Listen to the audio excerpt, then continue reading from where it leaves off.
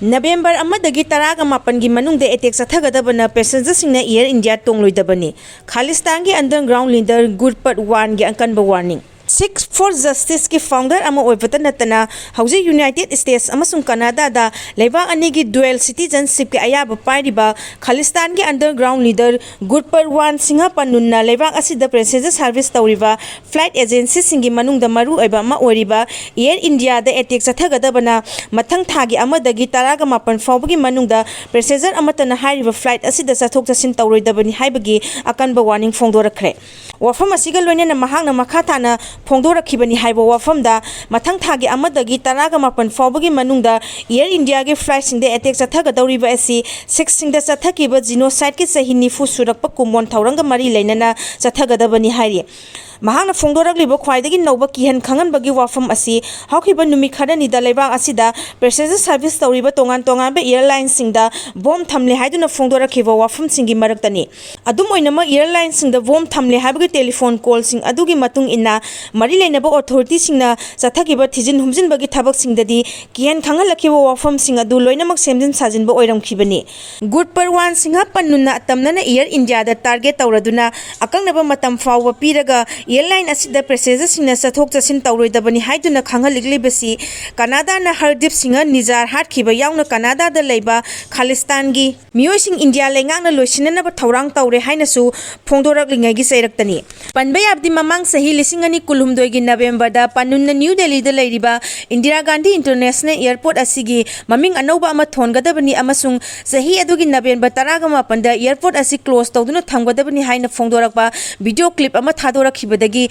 mahaki mathakta National Investigation Agency na Unlawful Activities Act amasung Criminal Conspiracy lining khena bagi matung ina furuk kanglu ki marakta nusi handana ba honai haibana chingba sas tawraduna case lokharkhiba laikhrabani. Duga hawkhiba kumja lisingani amagi November taraga humdoida leibak asigi parliament terrorist singna sathagiba attack adugi damak ningsing thauram sing pangthorakpada mahangna mamang sahigi oinana December 10 humdoida parliament attack tawgani haibagi wafam chu phongdoki Mahangna India gi parliament attack tawgani hairakibadu mahakbu hananaba khujil thorang tawkhiba ama fail oikhiba adugi matung phongdorakhibani. Mathang thagi amadagi na taraga mapan fawbagi manungda Air India gi flight amatada passenger singna sathok chasin tawroidabani haibagi Akanba wafam khangalakhiba natana mahangna Punjab ki chief minister Bhagwan Man amasung DGP Gaurav Yadav pusu sahi asigi hawkhiba January 16 ta hatkani haibagi wafam phongdoraktuna ki halakhiba laikhrabani. Mahangna satharliba thabak thauram sing asidagi hawkhiba kumja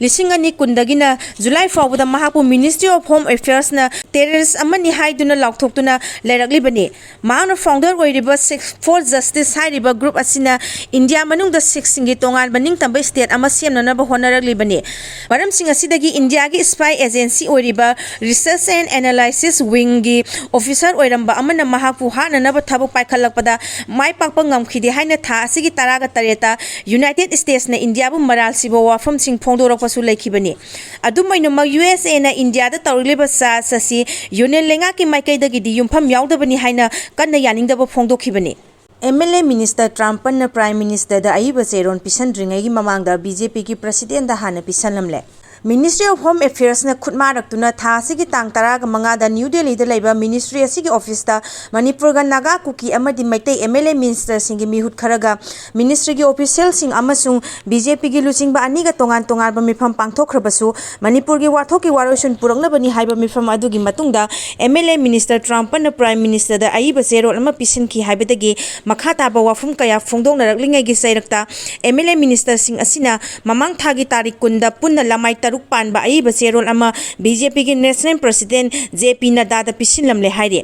Manipur gi ruling da yauriba MLA Minister Trump na BJP gi President da aiba serol ama pisinkre haibagi wafam masi ngarsi numidang wairam khakta da social media gi tonga ba platform sing da viral oirakhiba ga loinana state asigi local news agency kharna phongba report tawna rakhe. Pisin ki haiba punna lamai tarukpan ba serol adugi manungdagi ahanba ani suba amasung ahum suba lamai sing fawwa social media da upload tawra Serol adu da Manipur Legislative Assembly gi Speaker T.S. Saitabata Minister Thongam Biswarjit Machit amasung yumnang khemchana mathang manaw naina khuyak piba yawba lamai amasu social media da viral oirakpada yawrakhi pause asina phangba pauna haibada lengang na violence asi lephanabagi damak security force lising kaya deploy tawduna honaraklabasu community anigi maraktagi thokdoksing asi thogandanabagi khudam phangdabaga loinana Manipur gi ethnic class asi me ahum lising ani kulhumdoi dagi hauraklaga hauju fawba satharakli haina su cherol adugi ahan balamai da phongdongle